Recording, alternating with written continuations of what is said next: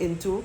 We have to consider the influence that they had to be able to do what they're doing. You would never find a 13-year-old, a 12-year-old just committing a crime by him or herself. They have to be influenced by an adult. They have to be in a environment where their parent was not parenting properly. A child is born innocent, and based on what we feed them with, based on what they are influenced by, will determine their actions. And I am not saying that we cannot look into trying them as an adult based on certain circumstances. But what is happening with the juvenile court? What is happening? There are places and there's a process for doing all of that. You can't just jump. There must be consultation. And I know some people are angry. Some people would say they are the ones who take the lives of their loved one and all of that. But remember, these are still children. And if we as adults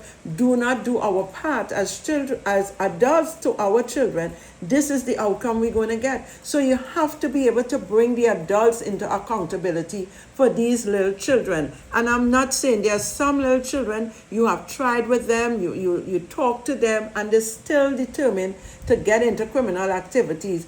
But at the same time, there must be some kind of, something that has to be done for the adults, because you would never see a 13-year-old by him or herself committing these criminal activities. So we need to look deeper. We have to come together. We have to brainstorm. We need to put a holistic view and a holistic part to this. We can't just say, try them as an adult. No, there must, because it's sensitive. They are still children. They still have the children rights, okay? And if we are not doing what is right for them to take examples from, then who are to be blamed? We should be held accountable. Their parents. Why a 13-year-old is out there with a 26-year-old committing criminal activities? Where are the parents of these children? Is it that both parents are together? Is it that one somewhere else dropping his seed and she somewhere else collecting seed? What is the whole situation? We cannot just say, try them in the adult court and treat them as an adult. They are still children. You may think they're thinking as adults, but it's based on their environment. So I am asking the minister to look into it a little deeper. We have children authority, we have the PTA, we have the Convention of the Rights of the Children. Bring all these people together who head these departments and let them have some sort of consultation. We must find a way to deal with the situation. Parents has a responsibility to train their children and to cover and protect their children. But if we have a lot of poverty, it comes with that as well in some instance. Not all, because I grew up in poverty and I was never want to be in any kind of activity, criminal activity, to get anything. I knew my parents, grandparents would tell you to achieve, you have to work, you have to be educated.